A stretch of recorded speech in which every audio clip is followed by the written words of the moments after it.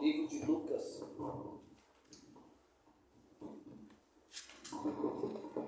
Livro de Lucas. Fiel é o Senhor, ô glória. Capítulo de número 5. Livro de Lucas, capítulo de número 5, verso de número 8.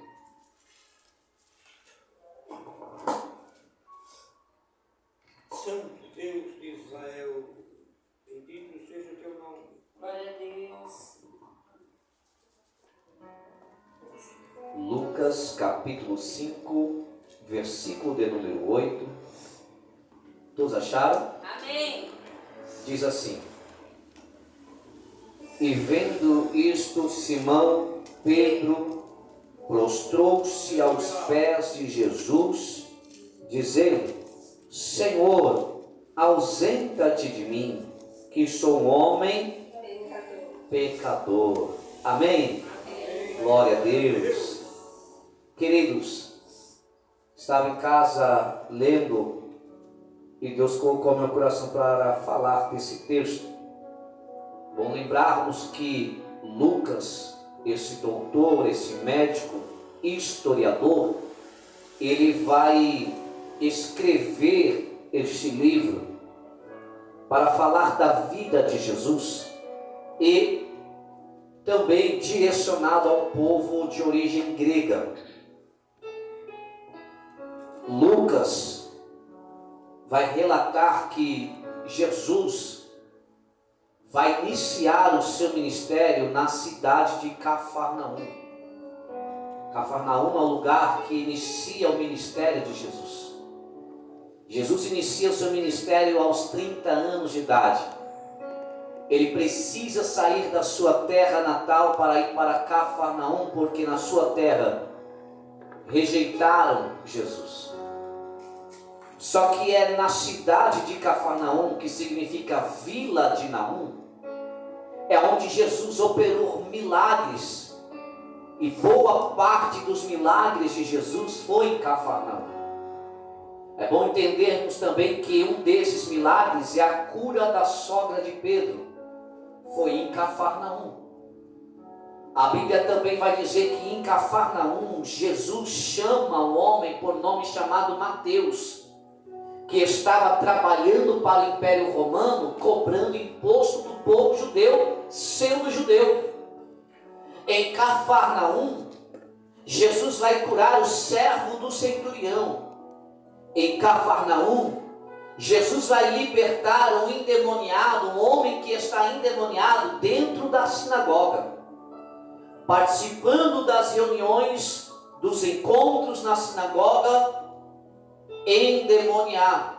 Só que quando Jesus entra na sinagoga, o mal que estava sobre a vida daquele homem bate em retirada.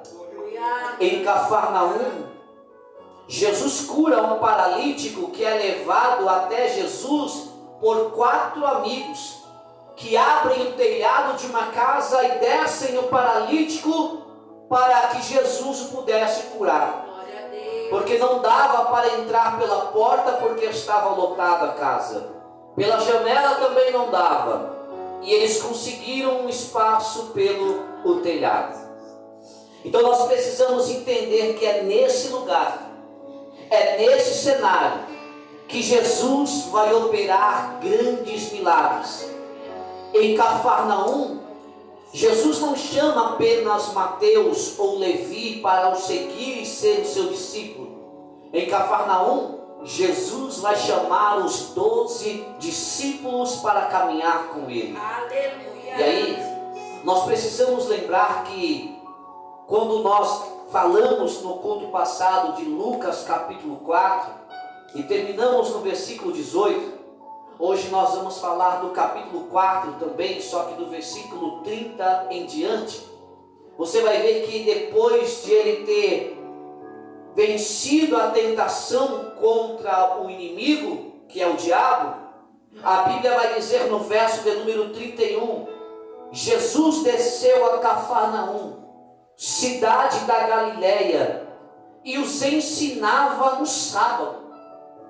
Olha só que interessante, Jesus sai da onde ele está ele decide ir para Cafarnaum, e é onde inicia o ministério de Jesus. Em Cafarnaum ele começa ensinando o povo ao sábado ou ao Shabat.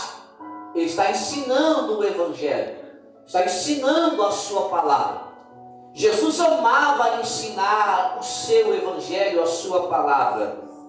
E aí quando você lê o versículo de número 32 e 33, vai me chamar a atenção do capítulo 4 de Lucas, as seguintes palavras: e se admiravam de sua doutrina, porque a sua palavra era com autoridade.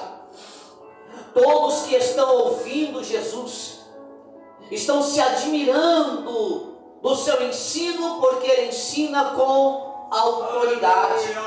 A palavra que sai da boca de Jesus sai com autoridade, Felipe. Sai com poder, sai com virtude. E quando Jesus prega, o povo fica admirado. Olham e ficam olhando Jesus pregando, se admirando, porque aquelas palavras saem com grande autoridade. Aí no verso 33, ele entra na sinagoga. A sinagoga é um ambiente religioso. A sinagoga é um ambiente espiritual. O povo adentra na sinagoga para aprender da lei, da Torá, da palavra. Em Lucas capítulo 4, versículo 33, ele vai dizer: e estava na sinagoga um homem que tinha o espírito de um demônio imundo. Entenda isso, igreja. É dentro de um ambiente religioso que Jesus entra na sinagoga para ensinar a palavra. Dentro de um ambiente religioso e espiritual tem um homem que está possesso de espírito imundo. Segundo alguns historiadores estudiosos, diz que esse homem já estava participando de algumas reuniões dentro daquela sinagoga, mas em nenhum momento o espírito imundo que estava sobre ele se manifestou, até o momento de Jesus entrar. Aleluia. Porque a Bíblia vai dizer que Jesus veio para desfazer toda a obra do mal ou toda a obra do diabo. Quando ele entra na sinagoga, a Bíblia diz que esse homem que está possesso de demônio, de um espírito de um demônio imundo, ele mesmo, o espírito, exclama em alta voz, dizendo a Jesus: que temos nós contigo, Jesus o Nazareno? Vieste nos destruir? Bem sei que és santo de Deus. E Jesus diz: cala-te e sai dele. Esse homem que está possesso de um espírito imundo, quando Jesus entra na sinagoga, Jesus não precisou fazer nada, porque a santidade dele, a autoridade de Jesus, ao colocar os pés dentro da sinagoga, de um ambiente espiritual e religioso, o espírito maligno que está na vida daquele homem reconhece a autoridade de Jesus e diz: por que vieste nos atormentar? Ou por que, aleluia, vieste nos destruir? Aquele demônio fala a Jesus e Jesus diz: cala-te e sai dele. Eu quero abrir um parênteses aqui para lhe dizer que em ambientes religiosos, um templo, uma igreja ou uma sinagoga, existem também pessoas que participam das reuniões, participam dos cultos, entra culto, sai culto, não se manifesta, porque tem espíritos que ficam escondidos. Mas quando a presença do Todo-Poderoso decide entrar naquele lugar para transformar e libertar vidas, ele transforma, ele liberta, porque Jesus é o mesmo ontem, Jesus é o mesmo hoje, e Jesus sempre será o mesmo Deus, ele não muda. Jesus entra com uma finalidade. Qual era a finalidade de Jesus adentrar naquele lugar? ensinar a sua palavra, mas também libertar um homem que estava possesso de espíritos malignos.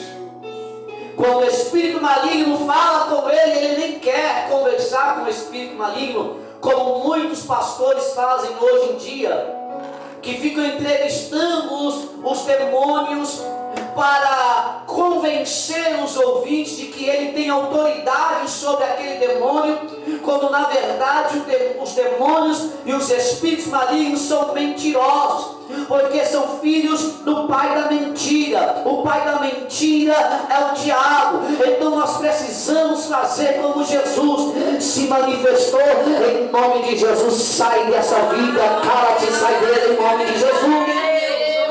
Jesus não chamou a mim e a você para ficarmos batendo papo com espíritos malignos. Jesus chamou a mim e a você para expulsar em nome dele. Jesus, antes de se ascender aos céus, ele disse para os seus discípulos: eis que vos dou todo o poder para pisar em serpentes e escorpiões. Em meu nome falarão novas línguas. Em meu nome orarão pelos enfermos e eles serão curados. Em meu nome expulsarão os demônios. Glória seja dada ao Senhor. Jesus nos ensina como fazer. Jesus, ele também nos dá o exemplo dele mesmo. O demônio olha para ele e diz: viesse nos destruir, bem sei que é santo de Deus. Olha a resposta de Jesus. Jesus repreendeu dizendo: cala-te, sai dele. E o demônio, lançando por terra no meio do povo, saiu dele sem lhe fazer mal algum. Glória seja dada ao Senhor. Eu vim esta noite liberar uma palavra sobre a sua vida. Deus está te dando poder e autoridade, como já foi dito, para expulsar os demônios, tirar os enfermos, falar em novas línguas, aleluia, operar milagres e maravilhas. Este dom, esse poder está sobre a sua vida, igreja. O povo fica maravilhado com os feitos de Jesus. Jesus então decide continuar a sua caminhada. E durante a sua caminhada ele vai visitar Pedro. E quando ele chega na casa de Pedro, a sogra dele está enferma com febre. Jesus cura a sogra de Pedro. Jesus, ele continua a sua caminhada, porque ele entra, primeiro ele começa ensinando aos sábados, depois ele entra na sinagoga, ele prega, ele liberta um homem que está endemoniado, ele continua a sua caminhada, entra na casa de Pedro, cura a sua sogra. Jesus não fica parado, Jesus sempre está se movimentando, Jesus sempre está trabalhando. E é isso que Jesus requer de mim e de você, que eu e você possamos trabalhar para Ele arduamente. Jesus pregava, Jesus curava, Jesus evangelizava, Jesus visitava as aldeias, Jesus não parava. Jesus, ele sempre estava em movimento, fazendo a vontade do Pai. O problema é, o que me implica em dizer que muitas das vezes nós, no tempos que estamos vivendo, nós, ao invés de nos engajar mais na obra, mais com as coisas do reino, muitas das vezes nós preferimos viver uma vida de conforto e descanso. Ah, mas pastor, eu trabalho. Todos nós trabalhamos, mas nós também podemos arrumar um tempo a mais para fazer algo a mais para Jesus, para não ficarmos sempre na mesma, fazer sempre as mesmas coisas, somente nos dias de culto. Sexta eu vou lá porque vai ter culto, eu vou orar, depois eu vou louvar, depois vamos pregar. Cada culto eu vou para casa, domingo a mesma coisa. E não fazemos nada de diferente para o Senhor. Não nos movimentamos para ganhar almas para o Senhor. Não nos movimentamos para orar pelos enfermos. Não nos movimentamos para visitar aqueles que precisam de uma visita, de uma palavra. E aí Jesus está falando conosco: eu caminho, eu visito, eu curo, eu prego. E vocês que são os meus seguidores, Muitas das vezes damos desculpas. Desculpa porque estou cansado. Desculpa porque trabalhei demais. Desculpa porque não deu tempo de ler a Bíblia. Imagina se Deus aparece para mim, para você, no meio dessas desculpas e diz: mas você, eu te dei 24 horas no dia e você não conseguiu tirar 10 minutos, meia hora para estar na minha presença, para falar do meu amor para alguém. Muitas das vezes ficamos 3 horas, 2 horas numa TV ou nas redes sociais, no Facebook, no Instagram, e não conseguimos tirar um tempo para fazer a vontade de Deus, que é pregar o seu Evangelho a toda a criatura. Aonde eu não posso, você pode usar as suas redes sociais para evangelizar, e muitas das vezes eu não vejo isso.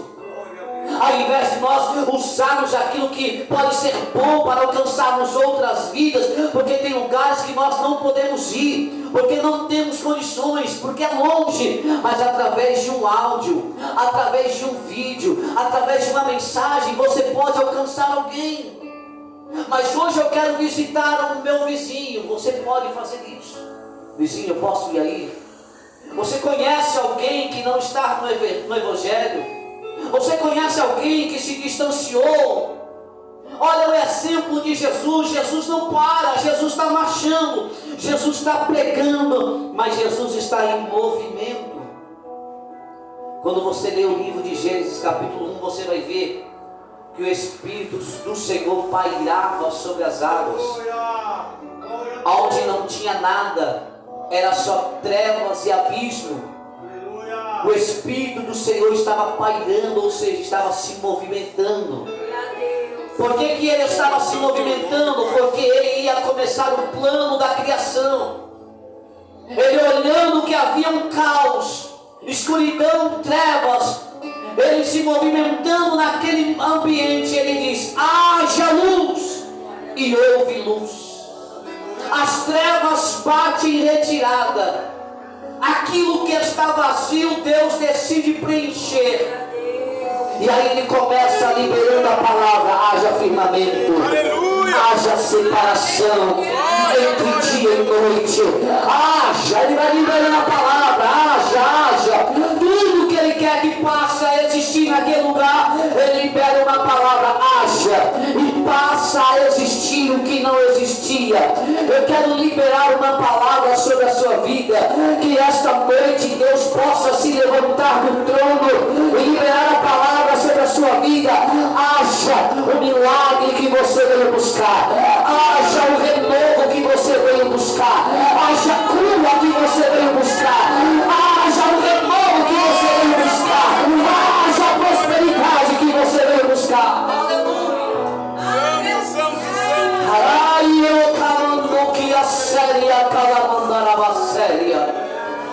Haja o milagre que você veio buscar nessa noite. Ele está se movimentando.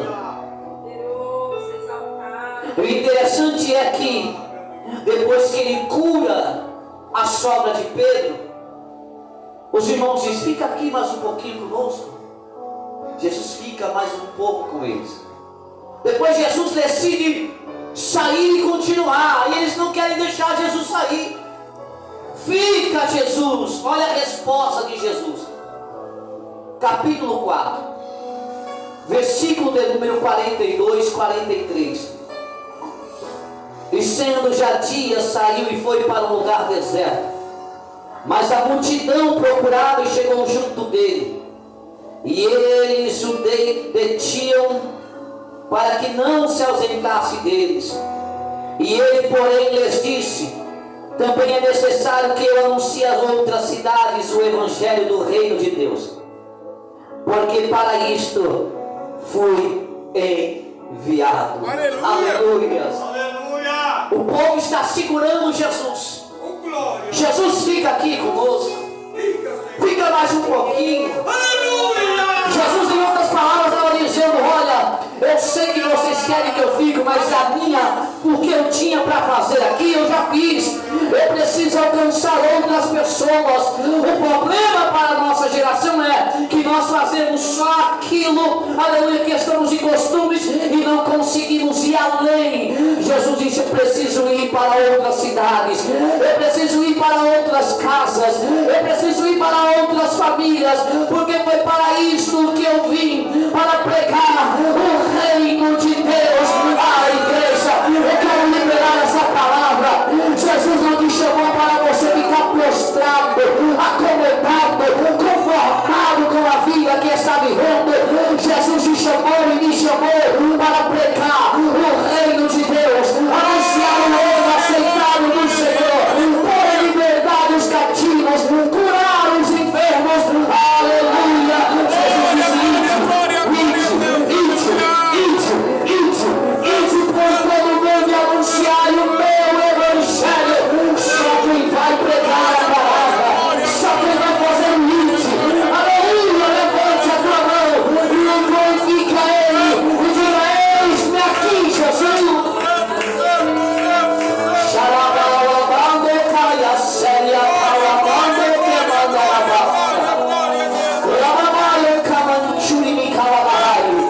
Jesus não disse para você: vou te salvar, vou te libertar, para você ficar acomodada, aleluia, acomodada no banquinho da igreja, dizendo: tá bom seu diácono, tá bom ser uma diaconisa, tá bom ser um presbítero, tá bom ser um pastor apenas para pregar na sexta, no domingo. Aí Jesus está dizendo: não vos conformeis com esse mundo, mas transformai-vos pelo vosso entendimento. Pregue a minha palavra em tempo e fora de tempo, quero ouçam, deixem de ouvir. Pregue a minha palavra, diz o Senhor dos Exércitos. Jesus olhou para os homens e disse: eu preciso ir. Não dá para me ficar aqui, eu preciso alcançar outras pessoas. A nossa igreja precisa despertar para fazer o IT. Aleluia. A nossa igreja precisa despertar para fazer missões. Missões está no coração do Senhor Jesus. Uma igreja que não faz o IT, uma igreja que não faz missões, ela demora muito para o seu crescimento. Nós precisamos fazer o IT. Jesus ama quem faz o ID. Foi para isso que Ele nos chamou: ide por todo mundo e pregai o meu evangelho. Nós precisamos também falar do amor de Cristo para outras pessoas.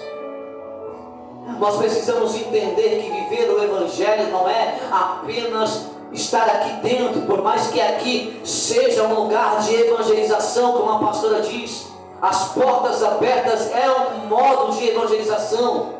Mas a nossa parte nós também temos que fazer, que é o id. Aleluia. É visitar, é ir atrás, é fazer o evangelismo na praça, na feira, nas vielas, nas ruas. Nós precisamos fazer aquilo que Deus nos ordenou a fazer. Santo é o teu nome. Jesus disse: eu preciso ir porque eu preciso pregar. E a Bíblia diz que Ele pregava na sinagoga na Galileia. Saindo dali, Ele vai chegar num lugar junto ao lago de Genezaré. Ele vai ver 2 barcos e ele pede um. E o barco que ele pede é o logo de Pedro. Pedro tinha passado a madrugada inteira tentando pescar, levar o seu sustento para a sua casa, mas não conseguiu. A madrugada inteira, a noite inteira tentando pescar e não pescou nada. Jesus, ele entra naquele lugar, no lago de Genezaré, vê 2 barcos, pede o de Simão, manda afastar o barco lá da beira, põe o barco mais profundo. Jesus entra no barco e começa a pregar. Jesus começa a anunciar o reino novamente, agora em outro lugar. Estava lá em Cafarnaum, agora está no lago de Genezaré, pregando a palavra, aquilo que ele foi chamado a fazer. Glória a Deus. Santo é o teu nome, Pai.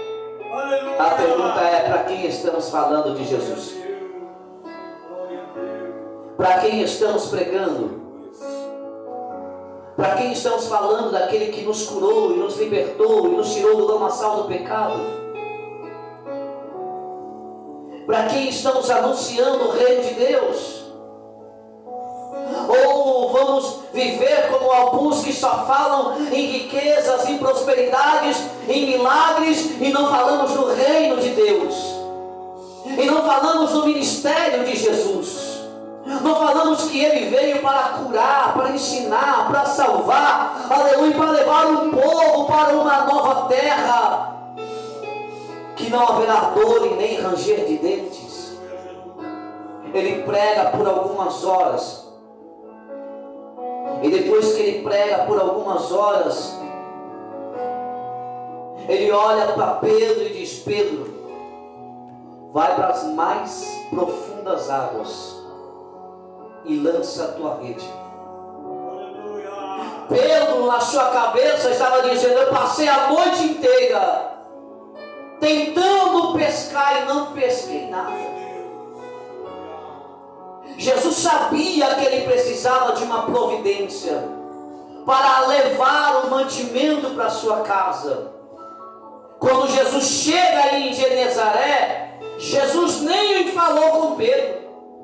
A única coisa que ele falou foi: tira o barco da beira do lago. E ele entra no barco e prega por horas. Ele sabia que Pedro precisava de uma providência, mas ele não disse: coitadinho do Pedro, deixa eu pregar para ele primeiro, deixa eu falar que ele vai receber um milagre. Não, porque não estava só Pedro ali, havia uma multidão, havia outras pessoas. Jesus queria ensinar algo para Pedro. Pedro, antes de você viver o milagre da pesca maravilhosa, você vai sentar e ouvir a minha mensagem. Antes do milagre ser realizado na minha, na sua vida, precisamos ouvir a palavra de Deus. O milagre nunca vem antes da palavra ser liberada. Tem gente que quer viver milagres sem sentar e ouvir a mensagem. Só quer a bênção, mas não quer conhecer o dono da bênção. Não tem como vivenciar milagres sem sentar e ouvir a mensagem de Jesus. Jesus sabia, aleluia, que Pedro precisava levar o mantimento para sua casa, mas Jesus falava dentro dele, conjecturando: eu vou ensinar Pedro, aleluia, o que é viver um milagre. Antes do milagre chegar, Pedro, você vai ouvir a minha palavra, você vai ouvir o meu evangelho, aleluia. Isso vai servir de testemunho para os outros que ali também vão estar ouvindo, porque depois eles verão o milagre que Pedro viverá, e Pedro chamará outras pessoas para ajudar a recolher os peixes que vai pegar naquele dia.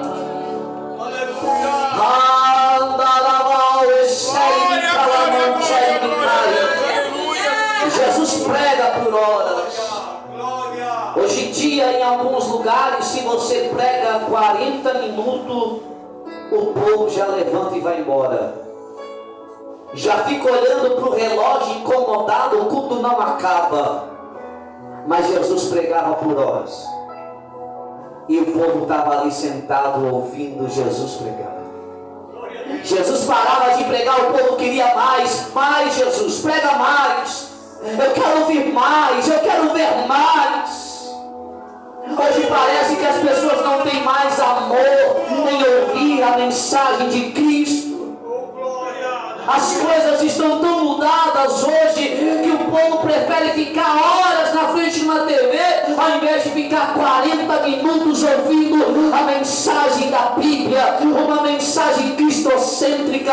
Não algumas mensagens por aí que não falam de Cristo, não, uma mensagem de Cristo. As pessoas não aguentam mais, mas Paulo deixou alerta à igreja dizendo a Timóteo, haverá tempos trabalhosos, surgirão amantes de si mesmos e falsos profetas, não suportarão a sã doutrina, porque amontoarão para si comichões nos vossos ouvidos. Estamos vivendo esse tempo As pessoas não aguentam mais 40 minutos, 30 minutos de palavra.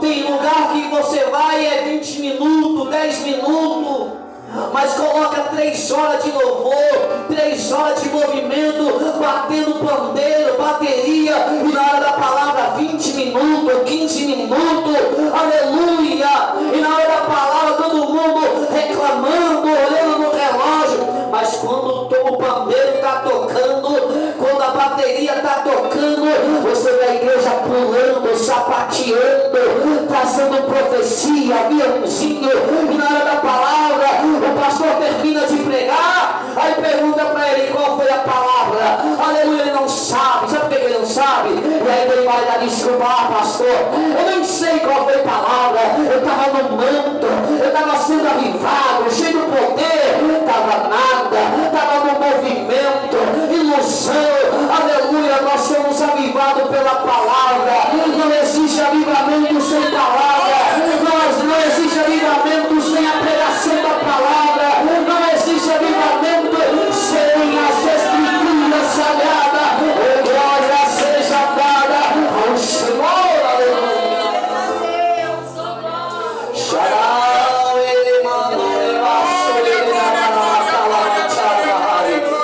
Eu vim nesta noite com vontade de pregar para nossas vidas. Aleluia, porque nós precisamos entender o que é o verdadeiro evangelho, o que é o verdadeiro cristianismo. Nós precisamos compreender, aleluia, ao entrar nesse lugar, eu preciso entender aquele lugar de adorado, aquele lugar de reverenciado, mas aqui também é o lugar de ser cheio por intermédio da palavra. Quem entrou vazio vai sair transbordando, quem entrou triste vai sair alegre. Aleluia, glória. E se eu vi o mal, aleluia, atuando sobre as nossas vidas, todo mal vai te retirar agora. É pelo nome de Jesus, é pelo nome de Jesus. Glória, glória, glória, glória, glória a Deus. Xarabaia, sole, calamanduria séria. Rabaia, canchore, mandarabacaia séria.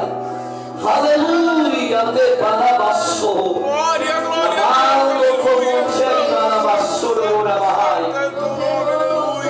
Rababau e camanchuri de calabahai. Glória a Deus, aleluia. Jesus olha para Pedro e diz: Pedro, leva o seu barco para as mais águas profundas. Jesus estava dizendo para Pedro: Pedro, eu não quero teu barco no raso. Pedro, eu não quero teu barco na beira da praia, na beira do lago de Genezaré. Não, não, não, não. Pedro, pega o teu barquinho que eu acabei de usar para pregar o meu evangelho, vai até as mais águas profundas. Jesus estava dizendo para Pedro: Pedro, eu quero você na profundidade. As mais águas profundas é dizer, eu quero você profundo. Você tem que buscar mais. Quando você lê o livro de Ezequiel, capítulo 47, você vai ver a ordem para o profeta é: vem. E ele caminha, entra na água, a água até o tornozelo. Aí o Senhor olha para ele de novo: vem mais. Ele vai até a água do joelho. Não está bom, vem mais. A água vem até a cintura. Não está bom, vem mais. E aí o profeta diz: Senhor, agora não dá mais para ir andando, só a nado, só mergulhando. É isso que Jesus quer que eu e você possamos mergulhar. Aleluia. No mais profundo daquilo que Ele nos chamou para fazer. Jesus não quer o seu barco na beira. Jesus não quer o seu barco ali, bem na beira da praia. Não, não, ele está dizendo: leva para as mais águas profundas. Porque nas mais águas profundas eu vou te dar outra ordem. E qual é a ordem, Jesus, que o Senhor vai me dar? Lança a tua rede. Nas profundidades, Senhor, Pedro poderia ter dado algumas desculpas para Jesus, porque tinha passado a noite inteira lá, não pescou nada.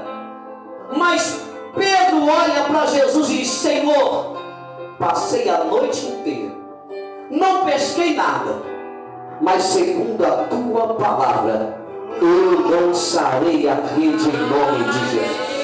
Aleluia, Ele sentou e ouviu a mensagem. Ouvindo a mensagem, ele toma posse da palavra. Jesus libera uma palavra para ele: vai até as mais águas profundas e lança a rede. Passei a noite inteira pescando, não pesquei nada, mas segundo a tua palavra, eu vou lançar. Aleluia. E ele lança a rede. A Bíblia diz que houve uma pesca maravilhosa por causa de uma palavra. Aleluia, santo é o teu nome, Pai. Que ele tomou posse. O maior problema nosso hoje, presbítero, é que muitas das vezes ouvimos a palavra e não tomamos posse para viver a palavra que foi liberada dos altos céus para as nossas vidas. O centurião de Cafarnaum, ele diz: mestre, o meu servo está doente, peço que cure ele. Jesus quer ir até lá e curá-lo. Aí ele diz: não, mestre, eu não sou digno que entre debaixo do meu telhado, mas eu reconheço a autoridade, porque eu também sou um homem de autoridade. O centurião de Cafarnaum está dizendo: eu sei o que é autoridade. Eu mando meu servo ir, ele vai.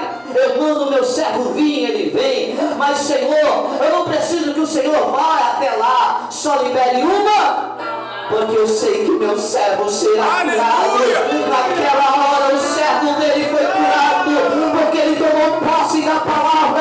A igreja, levante a tua mão, tome posse dessa palavra. Haverá pesca maravilhosa, haverá um grande milagre sobre a sua vida, haverá um grande milagre sobre a sua vida, haverá um grande milagre sobre a sua vida, em nome de Jesus. Aleluia! É uma palavra. É uma palavra. E sabe o que me chama a atenção? Que o centurião disse: eu não sou digno que entre debaixo do meu telhado, mas libere uma palavra, porque eu sei que meu servo será curado. Agora olha as palavras de Pedro após vivenciar um grande milagre. Vamos lá, Lucas capítulo 5.